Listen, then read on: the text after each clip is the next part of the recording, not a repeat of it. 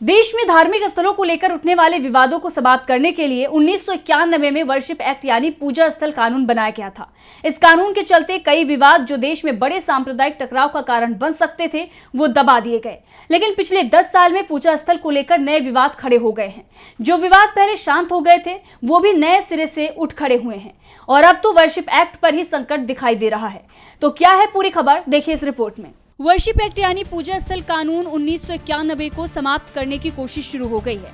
वाराणसी की ज्ञानवापी मस्जिद और मथुरा की शाही ईदगाह पर दावेदारी कर रहे हिंदू संगठनों की तरफ से वर्शिप एक्ट को समाप्त करने की मुहिम शुरू कर दी गई है। इसी बीच बीजेपी सांसद हरनाथ सिंह ने राज्यसभा में इस मुद्दे को उठाते हुए पूजा स्थल एक्ट को खत्म करने की मांग की है। उन्होंने इस कानून को संविधान के खिलाफ बता दिया है। बीजेपी सांसद ने कहा कि कोई भी सरकार किसी भी नागरिक के लिए अदालत के दरवाजे बंद नहीं कर सकती और ये कानून लोगों को अदालत जाने से रोकता है।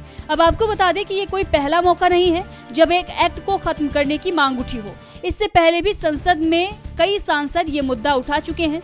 वहीं ये मामला सुप्रीम कोर्ट तक भी पहुंच चुका है, जिस पर आगे सुनवाई भी होनी है।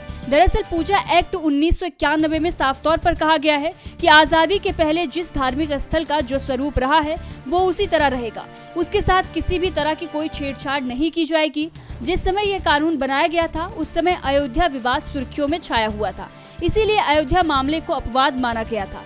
दूसरी तरफ विपक्ष की चिंता है कि अगर बीजेपी सरकार इस कानून को समाप्त कर देती है तो देश भर में मंदिर मस्जिद के कई विवाद खड़े हो जाएंगे, जिससे देश में सांप्रदायिक टकराव की संभावनाएं बढ़ जाएंगी। वहीं दूसरी तरफ मुस्लिम समुदाय की तरफ से लगातार वर्शिप एक्ट को लेकर कोर्ट में दलीलें दी जाती रही हैं। DB लाइव की रिपोर्ट।